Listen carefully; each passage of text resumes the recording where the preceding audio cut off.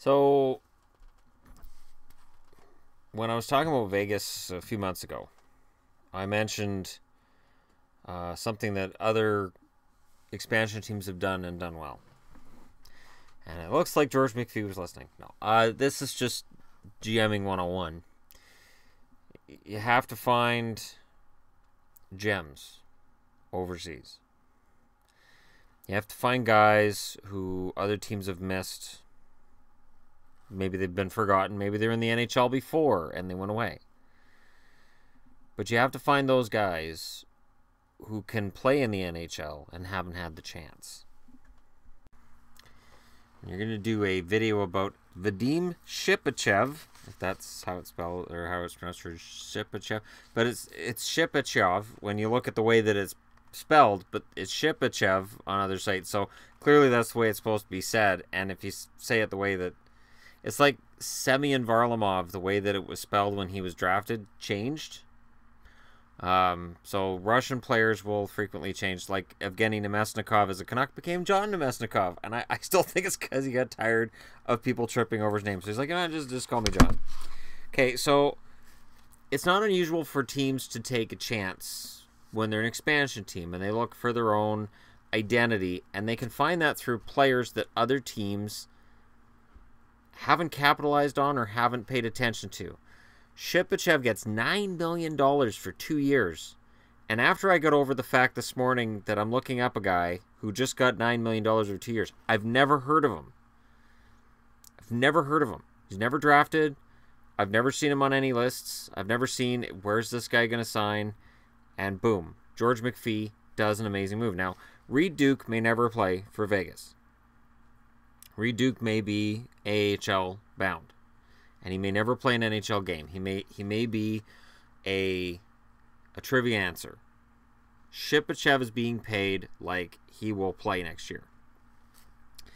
Now, in San Jose's first year, now I mentioned in a video not too long ago that it was not just an expansion team, but it was a dispersal draft as well from Minnesota. San Jose went with a lot of tough guys first. Their first year, they had Craig Cox. They had, let me just look at penalty minutes here. Murray Garbett. They had Perry Anderson, who had 245 penalty minutes the year that they picked him up. They had, of course, Link Gates, Rick Lassard, Bob McGill, Jason Moore. They drafted a kid named Corey Toporowski, who had 505 penalty minutes that year. Neil Wilkinson and Rob Zettler, all over 100 penalty minutes the year that they were picked up by San Jose. So as an expansion team, they wanted to be big. They wanted to punish teams. They wanted to make it difficult for anybody to get a win over them. It mostly worked. They managed to get, I think it was 20 goals out of David Bruce that first year. Nobody expected that. And Craig Cox didn't embarrass himself in the NHL. And Tony Herkus played really well for them. But yeah, San Jose had their players that they picked up. Nashville. Nashville stands out in that they resuscitated the careers of Greg Johnson, who went from 34 points the year before with Pittsburgh and Chicago to 50 points in Nashville. Sergei Krivokrasov, who went from 23 points to 48. And then Krivokrasov, they would try again later to resurrect his career. It just didn't work. Expansion team, but that's beside the point. I think it was Minnesota. Yeah, it was Minnesota picked him up, but it didn't work with Minnesota. Cliff Ronning appeared to be on his way out, went to Nashville, and it kept him going. Ville Peltonen came back to the NHL after being overseas for a year, after San Jose couldn't keep him. Sebastian Bordelot went from 14 points in Montreal to 40 points in Nashville. Tom Fitzgerald went from 18 points between Florida and Colorado to 32 points in Nashville. Scott Walker famously went from 3 goals as a Canuck to 15 goals in Nashville, and he just got better every year. I remember Canuck fans at the time of the expansion going, "Oh, we just lost Scott Walker." Well, that's no big deal. Not really a tough guy, and he's only 5'10" and doesn't have any offensive potential. Boy, were we wrong on that guy. Patrick Schellberg was huge, and it says right here, Schellberg went almost a decade before returning to the NHL. The 6'2", 209-pounder was a pleasant surprise for Nashville, which lacks size up front. So, Schellberg played 7 games in the NHL, had no points, and went back to Europe, came back to play for Nashville, and had 31 points in 71 games. And then the rest are kind of in between. On the blue line, of course, famously, they had Kimmo Timonen, who at age 24 came over and played with Nashville and became a pretty good defenseman in his own right. Drake Barahowski, who had been kicking around the league with this team and that team, came to Nashville, played 74 games, had 17 points, and proved himself to be an NHLer again. And then, I believe, yes, in net, Thomas Vokoun really was the winner of that expansion team. It was supposed to be Mike Dunham's show, but Thomas Vokoun stole the show. It started with Dunham getting hurt a lot, and Vokoun stealing the spotlight from him. Sorry, Barry, I gotta borrow that from you. Sorry, kitty. The Minnesota Wild had, in their first year, Lubomir Sekaras, Philip Kuba, who was a pickup in the expansion draft from Calgary, came over and played 75 games as a rookie with 30 points. Famously, Stacey Roost. Steve Yzerman was very upset that the Red Wings lost Stacey Roost to Minnesota. But Minnesota, in terms of players, let me just go through the free agents and whatnot. They got Manny Fernandez in a trade from Dallas. Dwayne Rollison was signed as a free agent. Jamie McLennan was an expansion pickup from St. Louis. There's 3 goaltenders that excelled in Minnesota that they traded nothing to get. So watch for that with Vegas too. Philip Kuba, as I said, was expansion out of Calgary. Willie Mitchell was a steal. Sean O'Donnell goes to New Jersey, more experienced. Willie Mitchell, the younger defenseman, goes to Minnesota, and the rest is history. Lubomir Sekaras was a 232nd overall draft pick, and all he did was come over, play 80 games, and score 34 points for Minnesota. So, not too bad. Darby Hendrickson was an expansion pick out of Vancouver. His career was finished. 18 goals in Minnesota. Some of the guys that get drafted out of Vancouver, the Canuck fans go, it's fine. Take them. We don't care. And then that happens. Wes Walz was a free agent for that first year in Minnesota. This is why when I say, and Andrew Burnett was a huge impact guy for Minnesota that first year.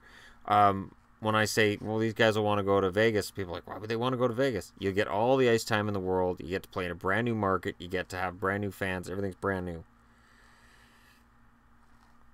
Antti Laaksonen was a free agent signing.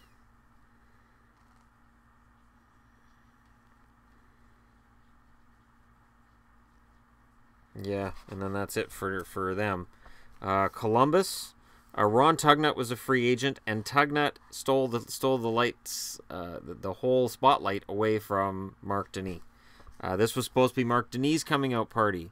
When he was pulled out of Colorado, went to Columbus, it was supposed to be his team, everything's great. Tugnut outplayed him. Save percentage, Denis was .895, Tugnut was .917. And Denis had problems with staying healthy. He definitely had problems staying healthy. So it wasn't like it was all his fault or anything. I'm just looking for guys in their first year were just great for them. It's funny because it's tougher with Columbus, and yet they had a better first season than Minnesota.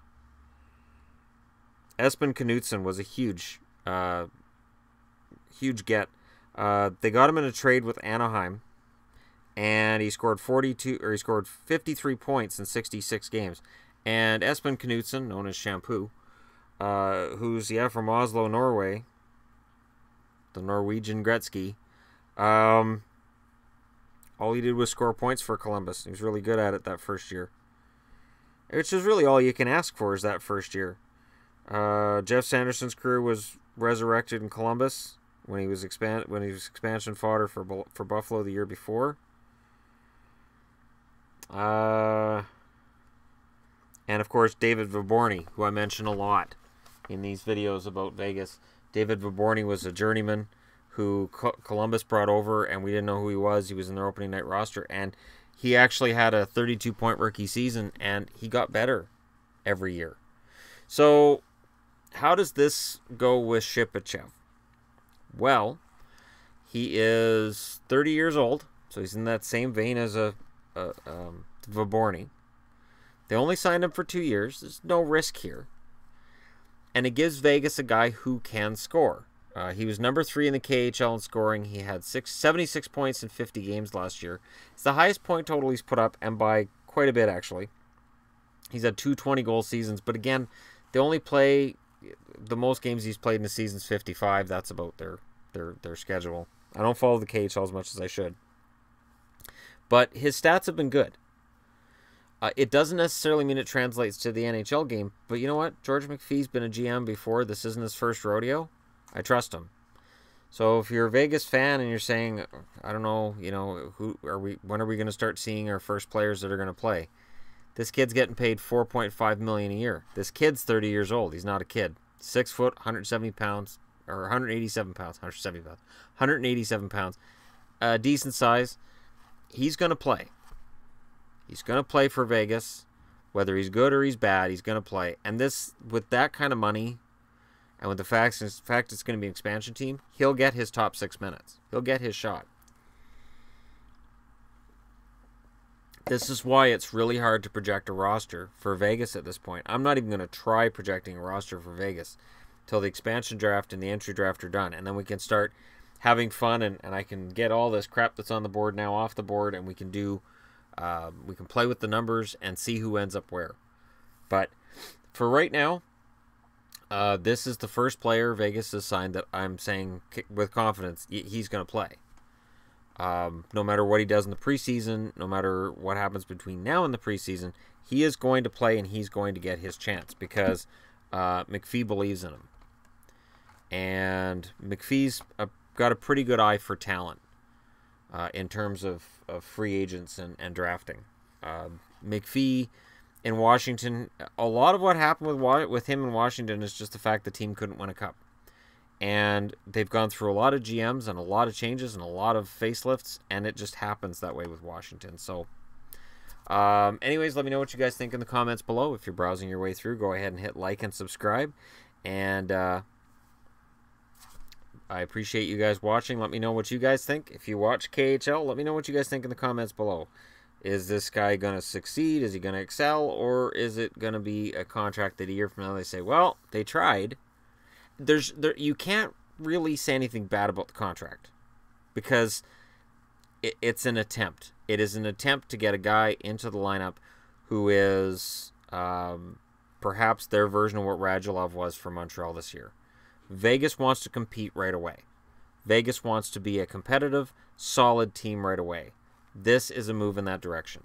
And I applaud it, and I applaud George McPhee in having the courage to look overseas and say, I'm going to plunk big money down to get this guy.